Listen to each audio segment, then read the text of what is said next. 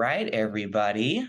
We are going to go ahead and get started. I'm so excited to introduce these speakers. But before I do, for anyone who's listening live or to this recording, hope you're having a wonderful day wherever you are working on your Salesforce projects.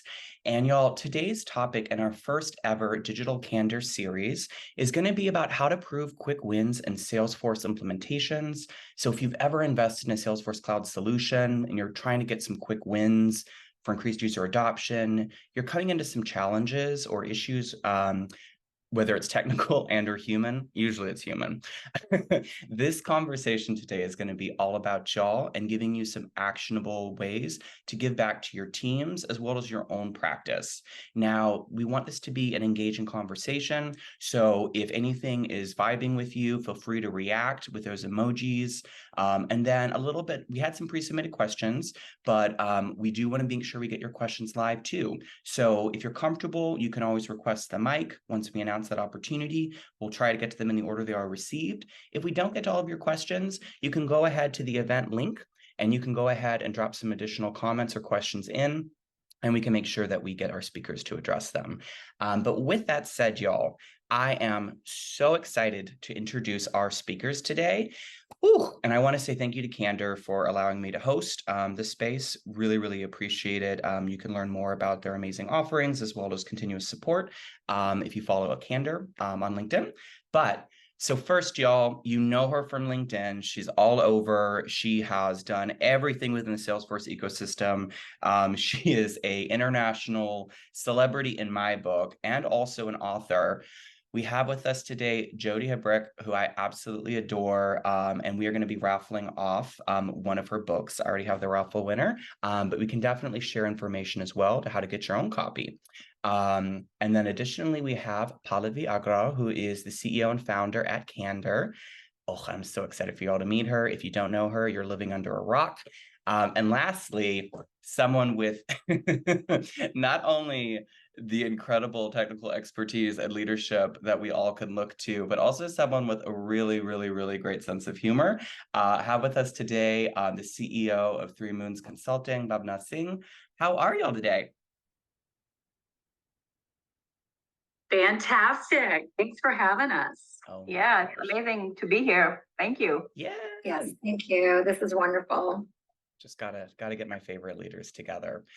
So y'all, I want to talk a little bit here too, right? We did have some questions from those leaders that couldn't make it today, and I really want people to walk away with some actionable feedback. And I'm curious, just kind of kick things off. One of the pre-submitted questions, from a design perspective, I'm curious what your thoughts are about how users can continue to think about architecting solutions to ensure some quick, visible wins, mostly to ensure that their senior leadership sees that quick return in their Salesforce cloud investments. So the context from this person was they've just gotten Salesforce, right? They're thinking about designing it. They want to make sure that they get some quick visible wins back to their senior leadership to make sure that they have trust in that purchase. I'm going to kick the first question over to, I'm going to go to Pallavi first. Any thoughts?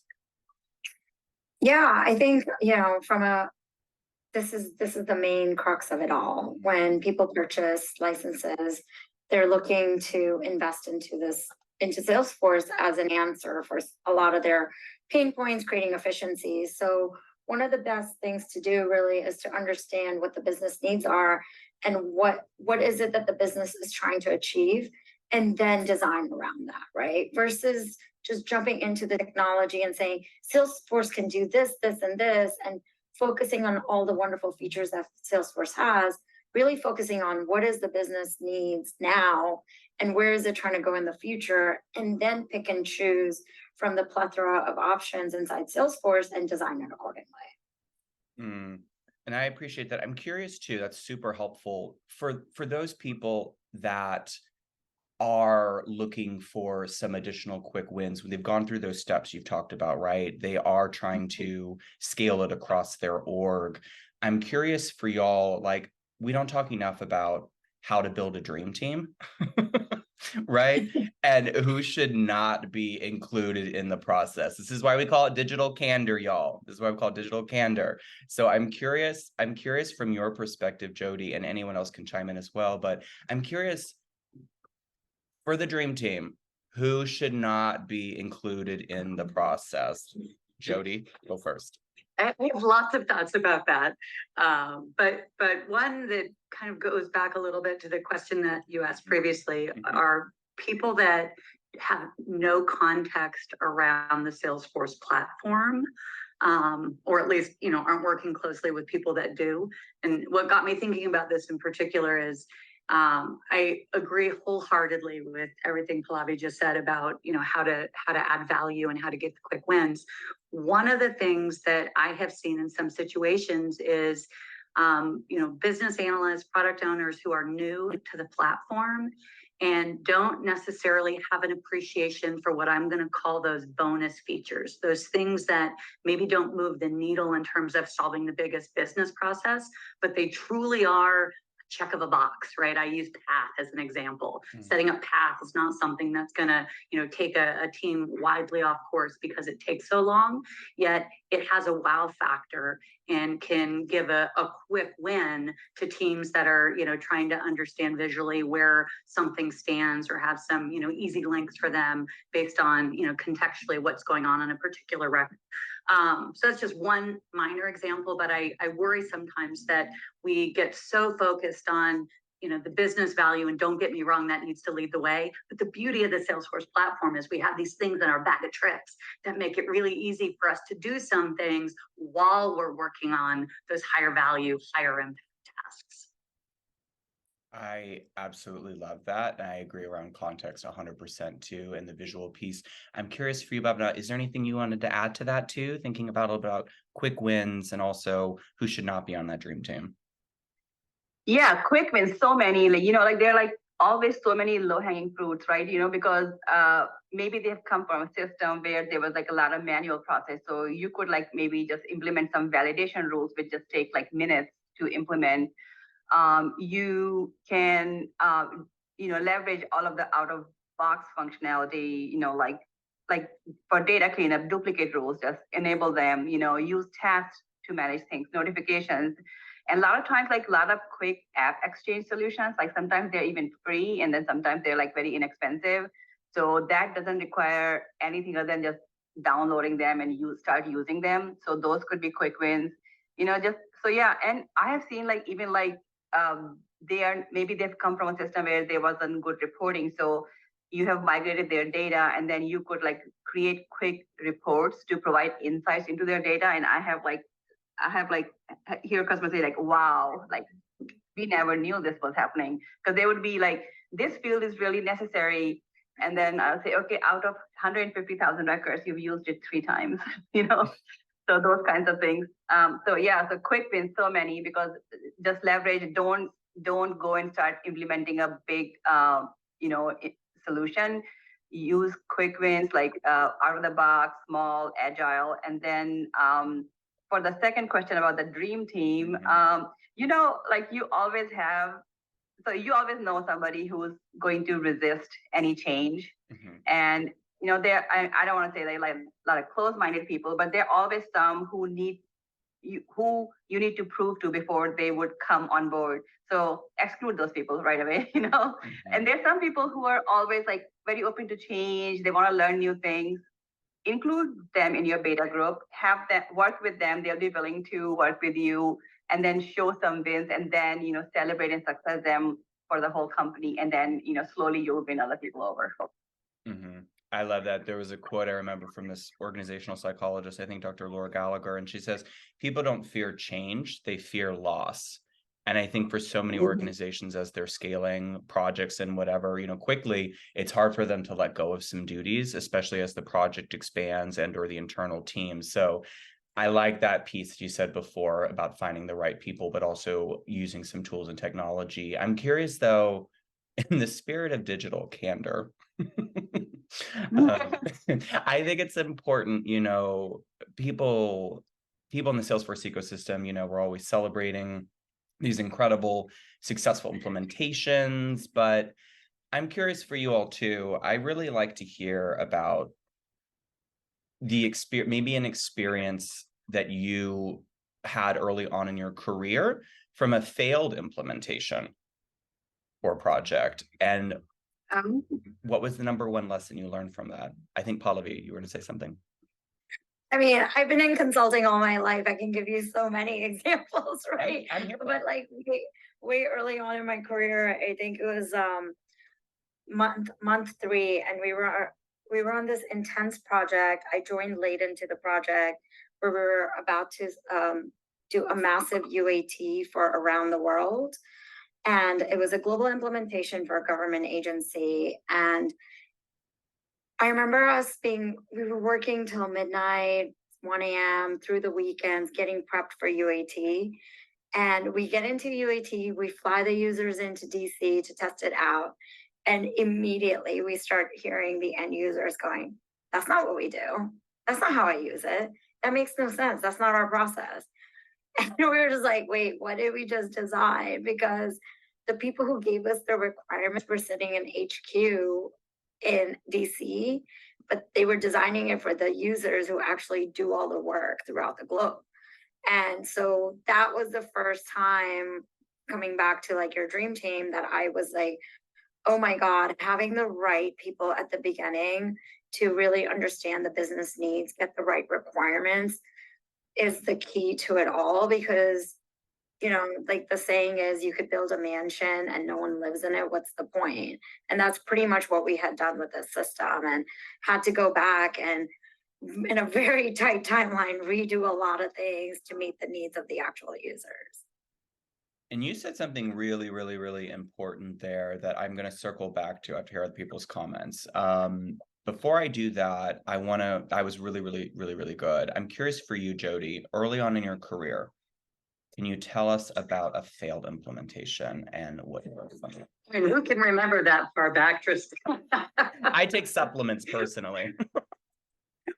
Right, but it's funny. I certainly related to that experience very well, and you know, been there, done that, learned that one the hard way as well. I was thinking about, you know, just even, you know, I'd love to say there early on, and then you know, you learn all your lessons and they don't happen again. But that's not the reality, right? To your point about digital candor.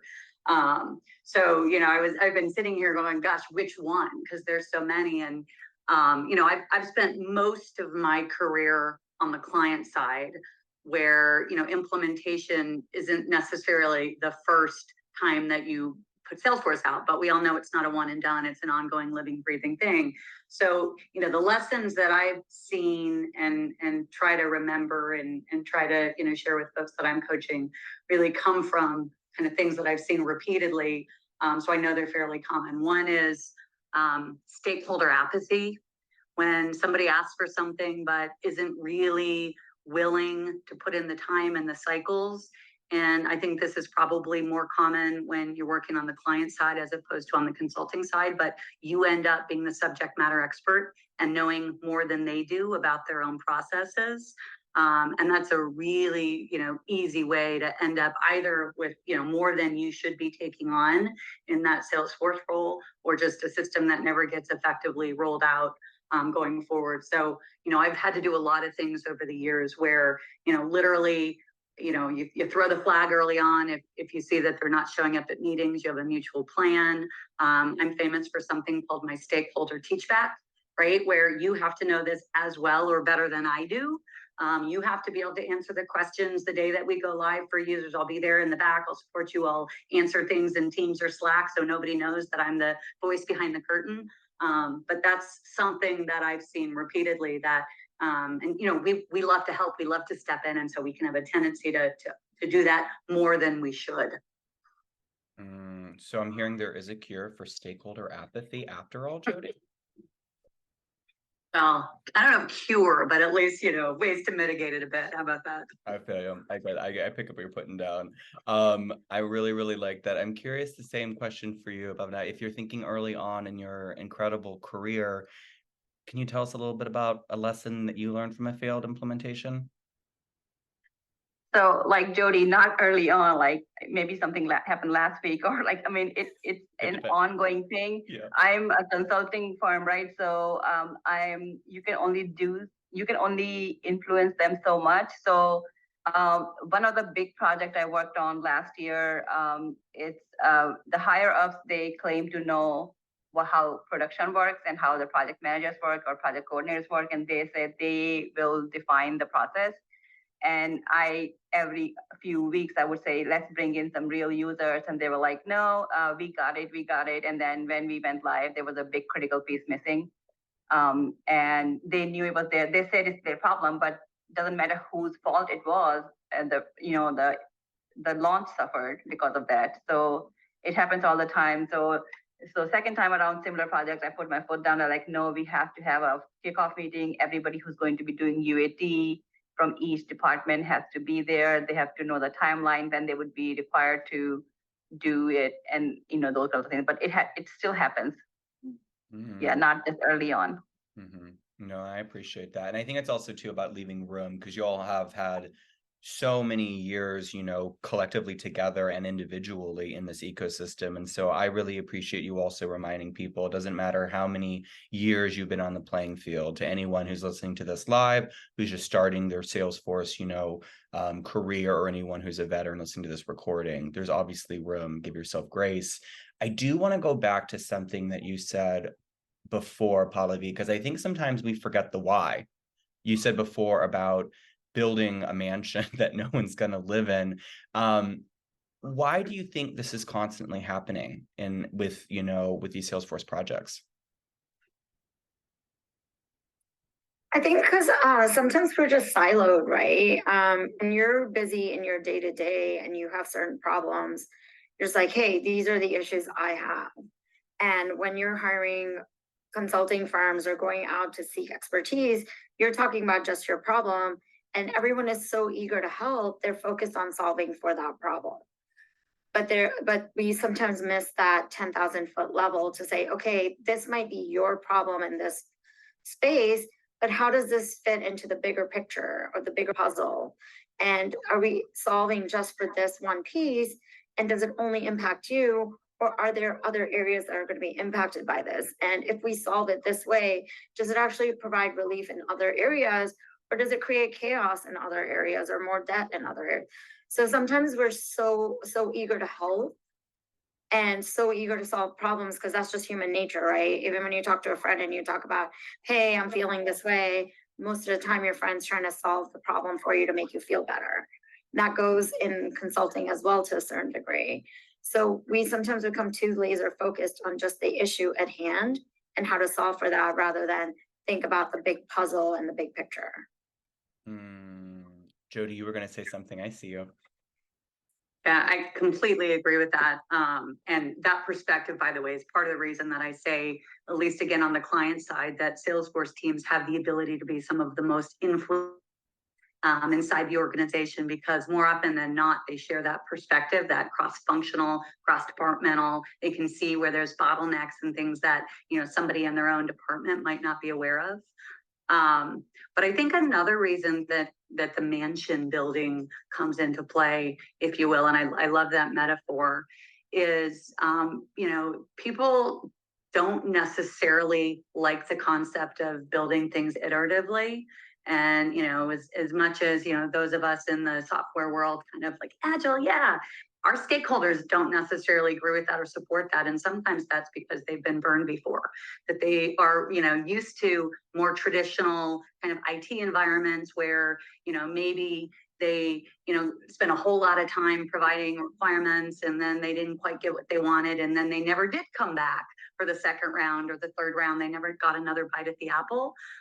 So I think we have some education just collectively as an ecosystem to do with our stakeholders around, why we want to take a stepped approach and to, help them understand we're going to get there. We're going to solve the things. We're going to give you all these big shiny things that the AE at Salesforce told you about, but we're going to do it in a way that is slow enough that everybody can come on board, that we can do it effectively without upsetting the apple cart, and that we can also make sure things are working and we can tweak and iterate before we go bring it all, if you will. Pallavi, go ahead. Were you going to say something back to that, Pallavi? No, I just second everything. I think we're all saying the same thing in a good way. I love it. And I want to talk a little bit, y'all, just kind of flipping a little bit over. And just for everyone who's listening, this hour is all about y'all as well. So in addition to some questions y'all sent in advance, in about 40 minutes past the hour, we're going to go ahead and take questions live if you have any. So you can always raise your hand now, or you can always, and I can map you, or you can DM me any questions that you have if you're not comfortable, because we got you covered. That's what we're here for. I want to talk a little bit about testing.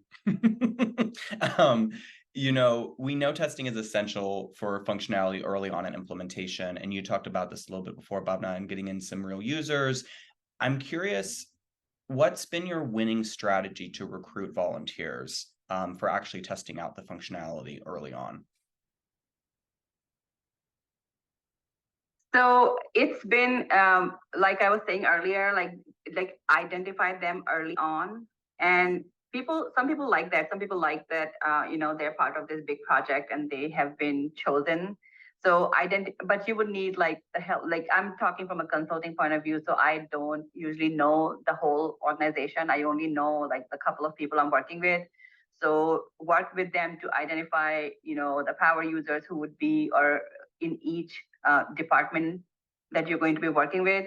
So identify them early on, and then explain to them the timeline when they can expect to be doing UAT, and then figure out a plan like how would the issues be reported and tracked, and sandbox can be a big problem too. If your client doesn't purchase a full sandbox, then you have these empty sandboxes where people are creating fake data, and then everything seems to be working until you migrate the real data, and then there were things that you overlooked. So you need to have a strategy, maybe a script or something, to seed the sandbox if they're not going to invest in a full sandbox.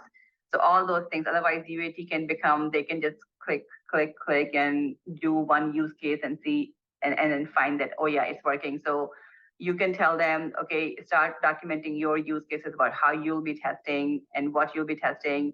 And sometimes I'm working on systems where they're just migrating from something else to Salesforce. So at the very least, they have to, accept and sign off on that everything that used to work before, not how it used to work, but what business processes were before are also working in the new system. So only they know that, and they need to document that. So yeah, all of those things. Oh, I love that. I love that. I know that I said before I would wait until 40 minutes passed and we have some more pre-submitted questions, but we had a great question from an audience member. I'm going to see if they are comfortable coming up to ask this directly. Kander, if you're comfortable, you can request the mic, friend, and we can bring you up to ask your question directly. Haha. There we go. Got you. All right. Can you hear me? We can hear you. How are you, friend? Okay. I'm doing great. Thanks for asking. So my question is very simple. Like I'm from the testing background, and one simple question that is actually running in the mind from last 7 or 6 months, because testing requires lots of time, to be very frank. And in order to develop the good mindset and approach, in order to perform the better testing in a limited time frame, do you have any suggestion that will help me out in order to improve the quality of that particular product? Ooh, I love that question. Let's kick it off with Jody first. I wanted to make sure I understood the question. Is it about how do we compress the timeline, considering generally how long that takes at the tail end of the project? Exactly, because in testing, as a tester, we not got so much of time in order to perform the testing. For example, we have a user story that we have to deploy within 5 days. But usually as a tester, we receive that particular user story after development from the developer to the tester is on 4th day or 5th day. So within a limited time frame, how I can perform better testing on it? Yeah, I don't know if this is going to answer that question per se, but I mean, I can share something that, that we've seen recently and experienced on a project, which was we weren't doing some peer review and some product review before things were going to QA. So we were getting something developed, getting something tested, and then our product team or the business team they worked a little bit differently depending on which particular project I'm talking about, but they'd come back and need to make tweaks. And so we were then going back to dev, back to QA, et cetera, et cetera. So one thing that we did on our team is we did implement essentially the equivalent of a peer review, a product review, prior to going to QA. So at that point, it's saying it might not be functioning exactly as it's supposed to yet, but is it designed? Is it doing the thing that you expected it to be? So that we eliminated a little bit of surprise on that front. So that was something that at least saved us some QA cycles, if not compressed time. Yeah, and I have something to add to that. So one thing that have worked well for me is, I know some projects do a daily stand-up, some projects do a weekly stand-up, but like we did a daily stand-up, and where the developers who are working on the story, they're discussing or clarifying the requirements, and we invite the QA people in that meeting. So at the very least, they get to hear it, so they're not waiting till the ticket is assigned to them. Absolutely, I would agree with that as well. I should have mentioned that we do that also. Yeah, other things is that we do when we have tight timelines, and especially like on major projects, is we lean in on automation testing as much as we can for the general scripts, right? So that way a lot of that general use cases can get through with the automation. And a lot of automation testing tools are really great that exist today. That takes away from spending time on those. And then we have our testers actually focus on those specific use cases that are a bit more complex, thinking through the different variations and seeing what pieces of those really need to be tested manually by an actual tester versus what you can put through automation, and doing multiple cycles of those in a tighter timeline. And I would be I would be remiss as someone from the software testing space for quite a few years now too, is friend, we both know this as well. For anyone who's listening who's in QA, and everyone I think is a tester, it's also a structural problem in the organization, right? It's the culture of the quality that has been, trickled down from leadership. I always tell, people who are getting everything thrown over the wall to them from the devs, I say, it's not just about shifting left, it's about getting into the process earlier on. How do you make the case for the business of getting into the design sessions with the designer on board, with the product leader there, right, with the developers? So creating your own toolkit for influence can be so helpful, because no one wants to get all of that thrown over their shoulders from the devs at the very end and have to work in a really tight schedule. So thinking a little bit more, stepping back and saying, what is the culture of quality in our organization, and how are we as QA teams ensuring that we are not being siloed? We need to be there earlier on in the design phase. I hope that was helpful. Any last comments, Fran? This was super great. Perfect. I love it. I love it. I'm going to move you back to listening, Fran. That was an amazing, amazing question. And so for anyone else who's also out there has any questions, you can always raise your hand, and we'll get to them in the order that they are received. But I do think that goes back to a bigger question, y'all, that we're talking about a little bit here, right? A lot of people do or do not know the full concept of what a Salesforce Center of Excellence looks like. And this talks before when we're talking about what a culture of quality really looks like. I'm curious for y'all, after the implementation, you're continuing to work on user adoption and you want to start your own center of excellence, and this is such a common issue, right? The C-suite thinks it takes too much time from other duties. We know that, teams are stretched, whether there's a budget cut or whether you're just doing the most and you're scaling quickly. So I'm curious to you all, if for anyone out there who wanted to start a Salesforce COE, right, but they're getting pushback from the C-suite, how do you show the value to the business? I'm going to start with Pallavi. Yeah, so I really truly believe in center of excellences. I've helped stand some up, and honestly, if any of your C-suite is giving you pushback, let them know that the whole purpose of a center of excellence is to help achieve the overarching business goals. And any C-suite if they're doing things the way they're supposed to be, that's their focus anyways, right? Is to hit those high level company goals, whether it's from a finance perspective or branding perspective, whatever they are. That's what a center of excellence drives towards. Because when you set up a center of excellence, the way you're inducting priorities and requests and prioritizing them is really, where's the business value, where's the business impact, how is this going to add overall to the vision of the company. So it really ties back to the benefits of that C-suite. So that's their win right there. And with having that buy-in with them from there, overall from your teams, it's also just creating an agile approach and managing which areas that we support and which priority by what's driving impact and significance. Woo, you just took us to COE church. I love that, Jody. I'm in the choir. I don't think I have anything to add to that. That was good. The only thing I might just throw in there as well, because I think depending on the C-suite, different things resonate. I'm right with you. It's all about business value. The other term you can sometimes throw out is risk mitigation, right? Those are another kind of way to often get attention is, if you do have a lot of mission critical things taking place in one org and you've got lots of, proverbial hands in the cookie jar, ensuring that you've got governance in place is really important to mitigate risk in addition to achieving the value that you're looking for. Completely agree.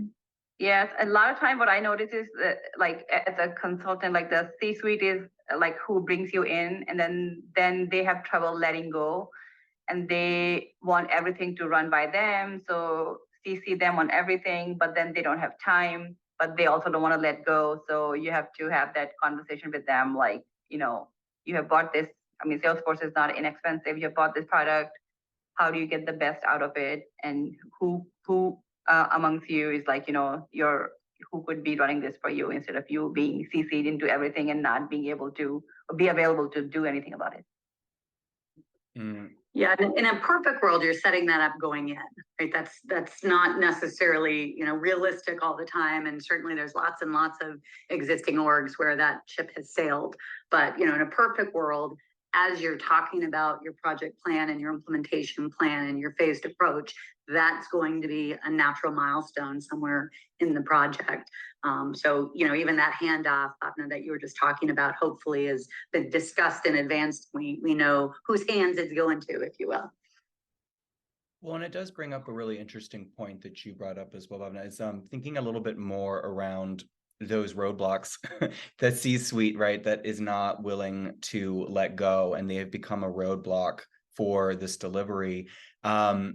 I know so many amazing, we all know so many amazing, awesome admins who are the only one in their org. They have years of experience delivering projects, but they don't necessarily have the executive presence and influence needed to remove some of those roadblocks.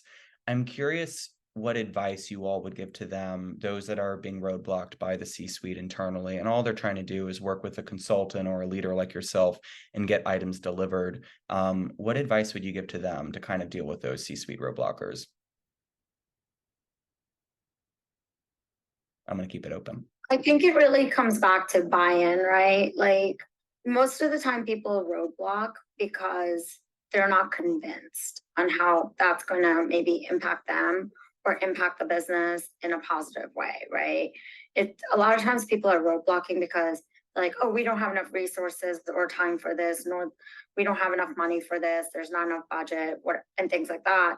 So I think it's understanding the why of what they're doing to, like, what is their intention for the roadblock, and then dissipating that in a way of mitigating those risks for them in your conversation with them to say, hey, I know you think this is going to be expensive, but we already have budget allocated. We just want to reshift the budget a little bit, or yes, it's going to be a bit more investment, but I really think the ROI on this is going to be so much higher with the proven track record this company has, or this that we've seen with other consultants. Or it's actually, yes, in the beginning, it's going to create more work, But in the long run, 3-4 months from now, once we've done that extra work, it's actually going to take away some of the work from us in the long term. Like whatever that is that they're feeling the angst against as to why they're roadblocking, helping dissipate that.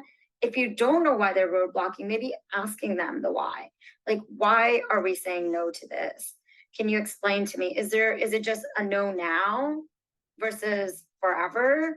Or, because sometimes it's a no, like we just don't have budget right now. We used up all our budget for this quarter. Well, next quarter might just be a month or two away and things like that. So just asking those very transparent questions as to like, why is it being roadblocked?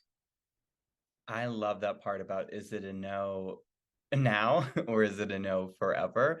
I think people often get so short-sighted, myself included, when we are, deep in our project management tools and we're trying to get stuff done. And it's important to know that no isn't always a forever. But Jody, you were going to say something. No, I was just going to say, I love that phrase. I'm writing it down because I suspect it has utility far outside my Salesforce projects. I use it for my life, so. Yeah, and I have also noticed like sometimes like you talked about this in a roadblock sales, admins. I've had conversations with CEOs and that, like that causes so much frustration that they would just leave and go someplace and that causes even more problems for the organization. And it has happened twice with 2 of my clients. So, so if the roadblock is just because somebody doesn't even have time to make a decision or something, then, they need to realize that they could lose that person who's completely frustrated, and then that would be even a bigger problem. Going back to that frustration piece here, y'all, because I know we talk a lot about, the latest Salesforce features. We talk about, how to be ready, compliant, governance, the latest tools, technology. But I also really want to hold a space for the people part. I forget who it was. One of my friends, she said, learning technology is not hard, but, understanding people and learning about them is. I'm curious, thinking a little bit more, and this question was directed more around kind of as a project delivery leader who does have someone who is frustrated on their team, right? You're getting all those roadblocks, things aren't on deadline. It's your job as the delivery leader to lead that project to completion, but there is a key player on your team and you need their resources. And you can tell they're getting really, really frustrated, right? Because the movement's not happening. I'm curious, what are some of the warning signs that leaders should look for about this frustrated person on their team and how they could potentially lose them? Because I think as leaders, sometimes we don't always have the time to have those one-on-one conversations. So I'm just curious for you all who have led projects and teams, what are some warning signs that leaders should look out for when key critical resources on their team are getting frustrated and you don't want to lose them? I can take this one first because I see it a lot, right? And it's not just even from just our team from a delivery standpoint. Sometimes I even see it on the client side. And it's the level of disengagement that they start to show, or the quality of their work, or the lack of responsiveness. So when someone's like constantly answering things or engaged and then they start pulling back, that's a warning sign for me. And it always has been like, hey, something's definitely happening. They're either frustrated or something's going on that I need to pay attention to this and have a conversation with them to understand what's going on.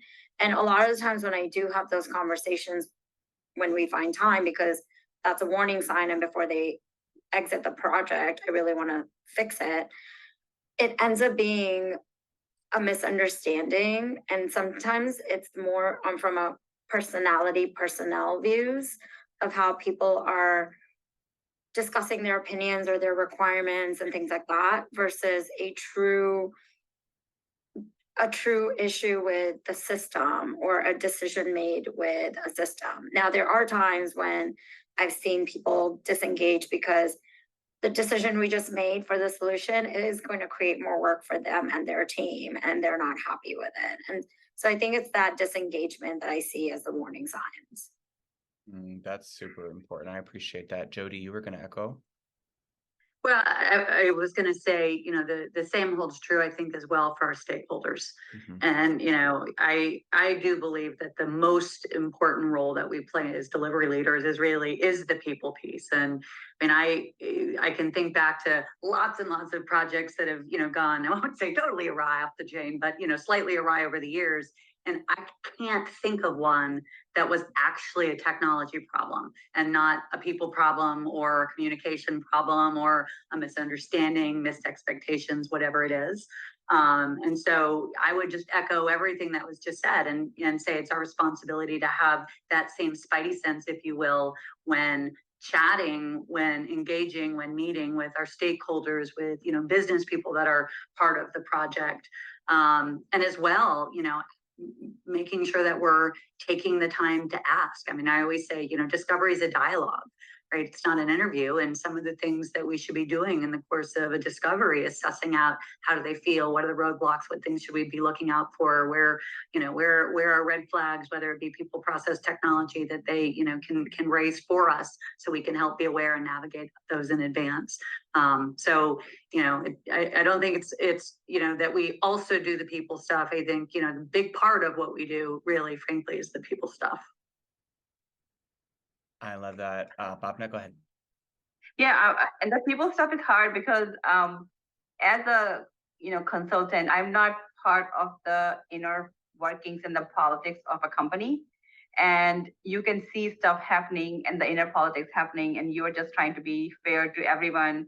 I've seen stuff happening where somebody's promoted, but their old role is never replaced. So now they're doing two roles. And then one of the warning signs is like they're working from like 7 a.m. till 10 p.m. and also weekends. And then eventually something blows up and they leave, right? So when you talk about like frustration and warning signs. So yeah, but as a consultant, I find that sometimes because you are touching various parts of a company and you are not part of their inner politics and you don't sometimes know how to navigate that. I love that. I always tell people, if you want to survive the Happy Meal edition of Game of Thrones, aka workplace politics, start to understand what people's work love languages are.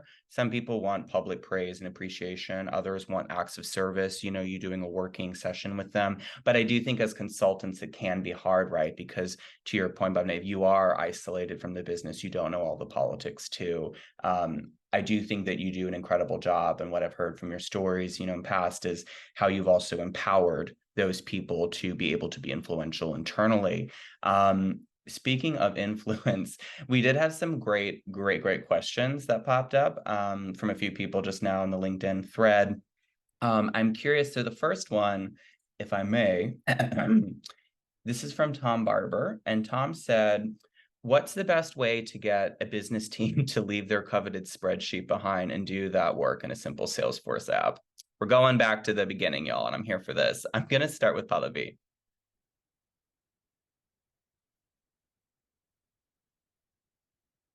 Or Jody, whoever wants to chime in here. Again, the question is, what's the best way to get a business team to leave their coveted spreadsheet behind and start working in a simple Salesforce app?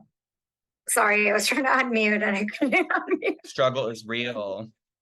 I think one is just, I get this so much from my customers is, hey, can we build a spreadsheet inside Salesforce? I think the first thing is just like letting them know Salesforce is not just another Excel and helping them understand that. The second part is like what we do where we help them leave their spreadsheets is really learn their business and their business processes. They're using the spreadsheets for a reason. They're using the spreadsheets to gather data. How do we build those same inputs inside Salesforce in a seamless way that instead of using that spreadsheet to capture the data, they can do it directly in Salesforce and then pull the reports and dashboards that they need to make those key decisions. I love that. And before we bring one of our amazing guest who has a question for you all, I want to make sure we respond to this from everyone else. Jody, Bhavana, is there anything you would add to what Pallavi said there? Yeah, I was going to say something along the same lines that, like in the spreadsheet, data lives in isolation, right? And then you can't see how it relates to other things, which is what Salesforce does for you. It's a relational database. So you can tell them you could live in your spreadsheet or you can see how your data interacts with other data points in the system via reports and dashboards. So that would be the biggest win. And then you can show it to them, and then they realize, yeah, it would be more beneficial for us to live in Salesforce versus in a spreadsheet. Completely agree. My nickname about 10 years ago in a particular company was the Tracker Slayer, because I made it my job to go find every rogue spreadsheet masquerading as a business application, and one by one, where it made sense, where there was a use case that fit, we would get it in the app. But one other thing that I wanted to share that goes way back to my early days when I worked at Salesforce, is we take it for granted, I think, we've all been in this space for a long time, that people know how to interact with Salesforce reports and dashboards. And in particular, what I've seen is oftentimes our senior leaders are trained, our end users are trained, but our sales managers, and I know I'm being kind of sales cloud centric because I'm going back to the early days, but sales managers in particular often aren't trained to utilize the tool specifically in their manager role, how to leverage the data for, finding things that are coaching and actionable suggestions with their reps. So, I have found in my career, it's been very useful to, host sessions. I used to call one, so you've got a dashboard, now what? And what does that mean in terms of how you actually run a sales meeting with it? How do you actually, make sure that you're getting updates in real time and refreshing the data and everybody's looking at it on screen to kind of flex that muscle that says this really is the source of truth, and we have it be an interactive part of how we operate as a team. I completely agree with that. I just recently last week saw this one person, he's exporting, subscribing all of the sales manager to a report. And I asked them, why are they waiting to get this email once a week when they can just go in their app and see it whenever they need to? And, so those kinds of things, email, is such a 80s thing, I think. But yeah. We're going retro. I just want to say too, Ashmita, I'm so sorry. We got caught up in that particular question from a group member. So feel free, if you still wanted to ask your question live, we can bring you right back up to the stage and we'll interrupt all of our other questions, I promise. But you can also drop it in the event link if you want to continue the conversation. I got you. Lastly, though, we have an additional question, and then I am going to announce the winner of the Rock Your Role as a Salesforce Admin, How to Create Value, Calm the Chaos, and Supercharge Your Salesforce Career by our amazing, amazing speaker, Jody, which I love this book, y'all. I absolutely love it. And whether you're in the Salesforce ecosystem or not, it is required reading because it covers so much of our discussion today. There is a great, speaking of resources, there was a question from Joshua, y'all, and their question is, oh, wait. I will take, Max is asking to speak. So Max, this is what we're doing. This is what Agile looks like. We're just going to pull Max up. Hello, Max. Howdy. I didn't mean to jump ahead of anybody there. No, you're good. What's your question, friend? I just had a brief question, just kind of leading back to the kind of how you all started with the quick wins and the things that you can immediately do when you first come into an org or into an implementation. I'd love to hear kind of from each of y'all, what is kind of your go-to very first step when you first have a new org, a new implementation? What's your kind of favorite, whether it's an app exchange solution or a first step? Do you dive into schema builder? What is your first thing when you approach a new organization? Let's start with, that's a great question. Let's start with Pallavi. I'm a bit unique, I would say, in that regard. My first thing that we do for any implementation is actually technology agnostic. We don't talk about technology at all. The first thing we ever do for an implementation or any engagement for that matter is we do design sessions. And that's really about learning their business. So the first session we ever have with our client is, let's just walk through, what is your issue? Talk to me from a business perspective. Don't show me your system. Don't show me any spreadsheets. Just tell me what your problem is and why is it a problem and what you're trying to solve for. And just talk to me in layman's terms. And that's really where we start, because again, if I just jump into their system, right? Like we have a customer right now who reached out to us because they think their org is not where it should be, and they're having a hard time navigating their systems. And they want to correct it, implement further products and things like that.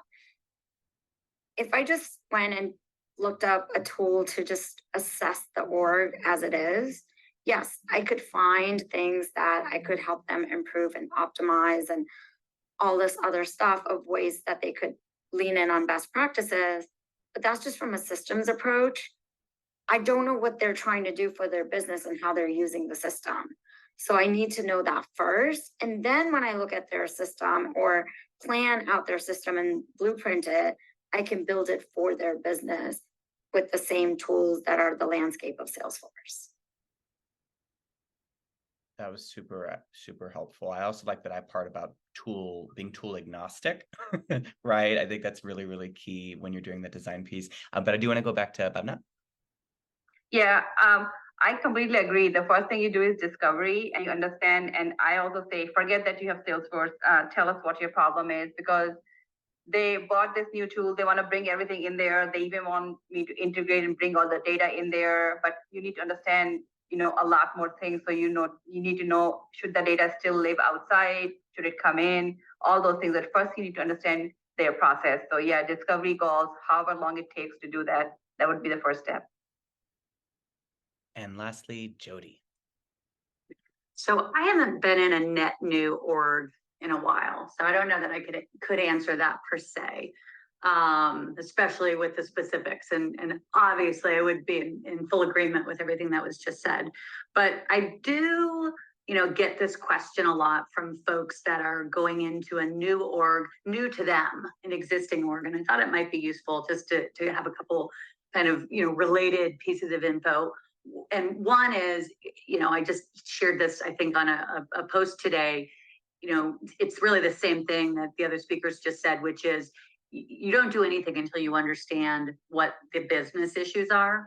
And if you're a new admin coming into an existing org, I promise you the things that are the real problems that need to be solved, you're going to find are very different than the things that you thought they were on day one or week one. Right. So there's definitely a hands-off keyboards approach until we have an opportunity to go in and understand what problems we're solving, what's working, what's not working, where do we get the biggest bang for our buck in terms of spending our time. But that said, and this goes back to the beginning of quick wins, more often than not in existing org, I can pop in anyone's org, I don't care what their business issues are, and probably find 10 things, I'm making up a number, that I just know to look for that are painful, just things that were not done well. Could be something as simple as none of the, if you hover to discover over an object, there's no fields showing on the mini page layout. Or you go into a standard list view and the standard search list view hasn't been configured, so you don't see any fields except a weird, number, the record number name that doesn't mean anything. And I'm not suggesting I would go in and put hands on keyboards and do that, but I'm making my list of some immediate quick things that probably need to get fixed regardless what our big business issues are. They're not things that are tangly, and likely as I start to get my bearings, I'm going to recommend where it makes sense a few of these things, because again, it goes back to how do we find some quick wins? How do we solve some quick problems on things that really are low effort, but they buy us the time in order to go and do the things that are really going to move the needle. I love that. And Max, was that helpful? Oh, absolutely. Thank you all so much. Just to kind of make sure I get it, kind of the underlying philosophy is before you even think about going for the quick wins, you have to know the long-term goal and direction you're going and understand the business and whatnot, right? I think everyone here 100% would echo that. Have that 10,000 foot view, understand the why, address the pain points, but do the discovery early on. And I love when you're talking about, Jody, it being a dialogue. I thought that was so important. I do want to just, Max, that was so helpful. Really appreciate you. I'm going to move you back to listening just because we're coming up, y'all. these hour sessions, they go by so quickly. And I wanted to say too, for anyone who's been listening in live or anyone who's listening to this recording, know that you're not alone. Obviously, there's so many incredible leaders out in the Salesforce ecosystem, including these amazing, amazing guests who have given us, 60 minutes of their time today and during a busy schedule. We focus a lot on the tech. We don't often focus on the people when it comes to problem solving and challenges. So I hope that this session inspired you all to bring some, quality practices back to your challenges and whatever you're struggling with in the Salesforce ecosystem right now. I did want to just announce, y'all, I wouldn't be a stage mom without, this being a reason. I love, love, love, love, love authors that are putting incredible good work out into the universe for you all. And Jody's book, Rock Your Role as a Salesforce Admin, is one of my favorite books that I read last year. I highly recommend it. And to Karen Cronenberg, who followed the challenge and started following Kander for more information about other upcoming events we're having, you won the prize. So if you're listening to this recording, and I'll shout you out after, congratulations. As we close, I just want to say, y'all, as well, I want to thank Kander for allowing me to host these types of sessions. We're going to do one every month. We're all about having candid conversations, digital candor, one might say. But before I let everyone go, what's one last piece of advice that you want our global listeners to take back with them during this, probably really hectic sprint or wherever they are? I'm going to start with Jody. So, I mean, we've hit it, a lot here. You got to understand the why behind the ask. You got to be willing to ask the questions, quality questions. I believe firmly that the number one thing a Salesforce professional can do to improve the quality of their deliverables and frankly, the quality of their career trajectory is ask questions, ask better questions, ask questions better, right? That's really three things, but I'm grouping it as one. So it's all about the questions. We love a 3-for-1 special. Thank you for that, Jody. Bhavana, same thing for you. What's one piece of advice you want people to walk away with from this conversation? So I'm going to say the thing that I say even to all my developers and admins and everybody is always be learning. I'm a big fan of learning. I'm still spend like 2 hours Saturday morning and Sunday morning studying something new. So, that makes you indispensable. It also makes you aware of all the new stuff that's coming out. So you might be doing some workarounds or something in your org that now Salesforce has come out as a feature, so you wouldn't know. So keep up with the releases, go on Trailhead, learn. So I would just say always be learning. I love that. And Pallavi, what about you? I think it's everything they said, I echo, and adding to that, going back to the why, one of the things I constantly remind our team is understand the why behind the business asks, but also ask your own whys. Like, why am I doing this? Does it make sense for me to do this?